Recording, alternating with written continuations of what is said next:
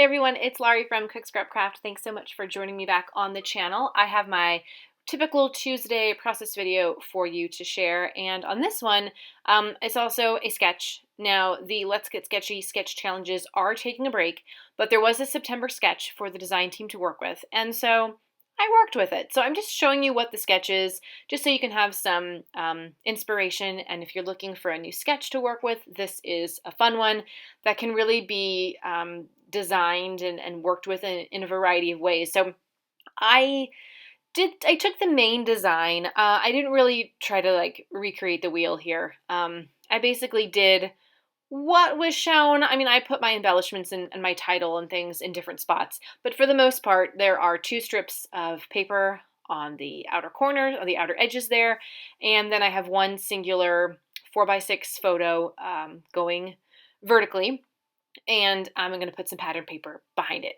So that's basically it. Like that's how you that's how you can get started with this. Like I said, this is from Let's Get Sketchy. The sketch blog, sketch challenge Facebook group is taking a break. Hopefully it'll be back in the new year, maybe. So definitely, follow the Let's Get Sketchy Facebook group just so you can stay up to date with what's going on and when it might be coming back. And look at all the other sketches that we've released this year. And even I think you can find some from last year too. So it's a great great resource for finding some sketches and some inspiration from the design team, as well as anybody else who entered their layouts in our challenges. So I felt like I needed to do something on the white cardstock. And this is Recollections white cardstock. I don't know the thickness of it. I don't know the weight, I guess, is what it really is called, the weight of the paper. But it's pretty good, and so I'm going to do some stenciling. I put some pencil marks down so that I knew where the corners of my photo were going to go, because I want this stenciling to peek out from behind the photo. And I backed my photo on two different pattern papers. The first pattern paper, I felt it was a little too white around the edges and it was going to just blend in a little too much with the white cardstock. So I added more of that darker blue just to have some contrast there. Now, you can do as many paper layers as you want. This is you using the sketch however you want to do. I just did the two papers there. Now, in the original sketch, which you can still see up, there's like a doily behind the photo and some floral accents, and even it looks like a paper clip over the photo. And again, you can add elements like that if that's what you want to do. You can add elements and put them in different spots. And you'll see where I end up putting my embellishments in just a second. So that ink that I was using for the stamp was, oh man, now I can't remember who made the stamp. The ink is a little ink dauber from Ingrid, and it's just a pinky color. Since I had like more of the blues in the pattern papers that I was using, I really wanted to play up more of that pink in those little lightning bolt strips that I'm putting on the edges there. So that's why I chose the pink ink. And now I just have to erase the pencil marks, although I maybe should have just waited to adhere the photo down so that I could see, but I could still see a little bit of where the pencil marks were supposed to be, because pencil, especially pencil on ink, when you've inked over the pencil, it's a little difficult to erase it. So I can still see where I needed to put my photo. The papers are all Amy Bloom Brave and Bold. And the lightning bolt strips, one of them was a branding strip, and then the other one was just like an extra strip from a piece of the 12 by 12 paper. So it was perfect that I had those two strips and that, I could make them be equal, and yeah. So now I just need to figure out my embellishments. So you can see the stencil work is peeking out from behind the photo. I've created a diagonal, top left-hand corner, bottom right-hand corner. And I've got these Pinkfresh Studio Puffy Alpha phrases. That one says "Keep it real," and I liked that it was pink. It shows up really well over those pattern papers there. The photo is of me at work, and I test out toys for my company's YouTube channel. I say my company; it's not my company, but the company that I work for. We have a YouTube channel called TTPM and it's also a website.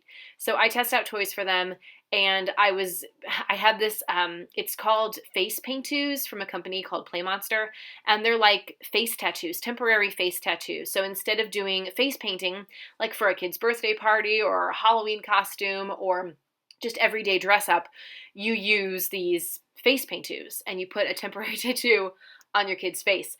And so there was a Spider-Man pack, and I had to, of course, in the video for this toy review, I had to wear one. So I chose the Spider-Gwen one, or Ghost Spider, whatever you want to call her. And I had it on my face, and then I had to go wash it off. You have to wash it off with soap and water when you're done. You can actually wear it all day and even sleep in it as long as it doesn't irritate your skin, and it doesn't smudge. So that's kind of like the big feature there. Unlike regular paint, this doesn't have the same smudgy factor as paint. Anyway, I was not going to wear that all day. I was not going to get on public transportation with this thing on my face.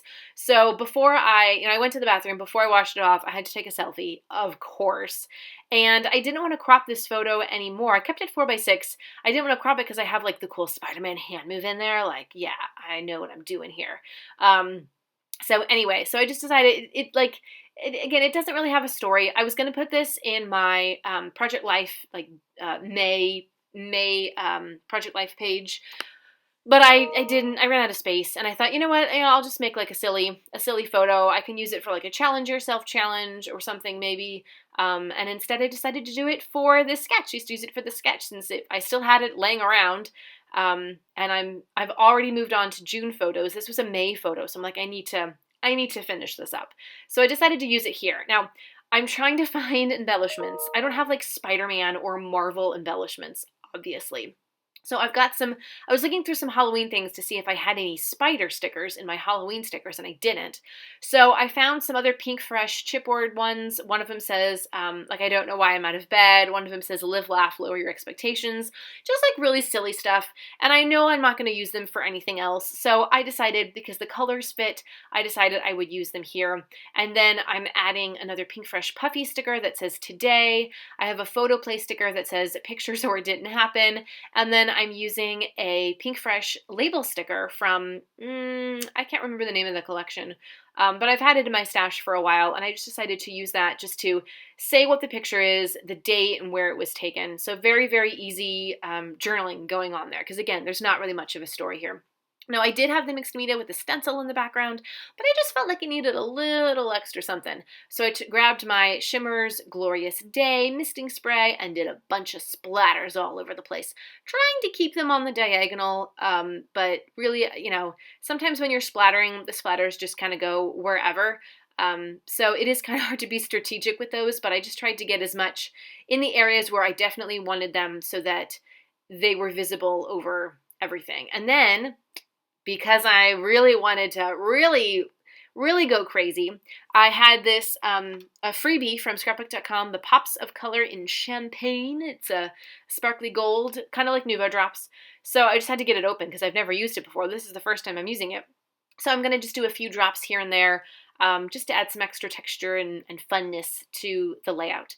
And that's really going to be it. I have some close-ups that are going to be coming up so you can see more of the detail and all of that good stuff. And if you have any questions about the products, the techniques that you have seen on this layout, please leave those questions below in the comments and I will do my best to answer them. And that's kind of it. If you like this video, give it a thumbs up. Don't forget to subscribe if you haven't already so you never miss out on a Tuesday process video, typical Tuesday process video, and all the other fun stuff that's going on the channel. If you've already subscribed, thank you so much. Good to see you again, and happy scrapping. I will see you guys next time. Bye!